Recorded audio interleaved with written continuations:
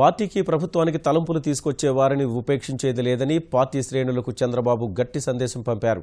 బాపట్ల సూర్యలంక రిసార్ట్లో దాడి ఘటనతో పాటు గుడివాడలో తుపాకీ మిస్ఫైర్ అంశాన్ని తీవ్రంగా పరిగణించారు. ప్రతిపక్షాలకు భిన్నంగా ఉండాలని పదే పదే చెబుతున్నా నేతలు పట్టించుకోకపోవడం సరికాదంటూ ఆగ్రహం వ్యక్తం చేశారు.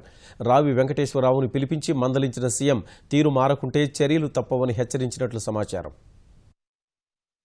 ఇటీవల కాలంలో కొందరు తెలుగుదేశం నాయకుల తీరు పార్టీకి ప్రభుత్వానికి తలనొప్పిగా మారుతోందంటూ ముఖ్యమంత్రి చంద్రబాబు తీవ్ర ఆగ్రహం వ్యక్తం చేశారు. తక్షణమే గుడివాడ నియోజకవర్గ బాధ్యుడు రావి వెంకటేశ్వరరావు, ఎమ్మెల్సీ అన్నం సతీష్ తనను కలవాల్సిందిగా ఆదేశించారు. పదవులు ఇస్తే పార్టీ ప్రభుత్వ ప్రతిష్ఠ దెబ్బతినేలా వ్యవహరించే వారిపై చర్యలు తప్పవని హెచ్చరించారు. సూర్యలంకలో ఘర్షణ జరిగిన సమయంలో ఎమ్మెల్సీ పాత్రపై ఆయన నివేదిక తెప్పించుకున్నట్లు తెలిసింది. రావి వెంకటేశ్వరరావు తుపాకీ నిజంగా పొరపాటున పేలిందా లేక ఉద్దేశపూర్వకంగా తుపాకీ పేల్చారా అని ముఖ్యమంత్రి ఆరా తీశారు. 2 సంఘటనల్లోనూ పార్టీ నేతల తప్పిదం ఉందని ప్రాథమికంగా నిర్ధారించుకున్న అధినేత తక్షణమే వివరణ ఇవ్వాల్సిందిగా ఆదేశించారు.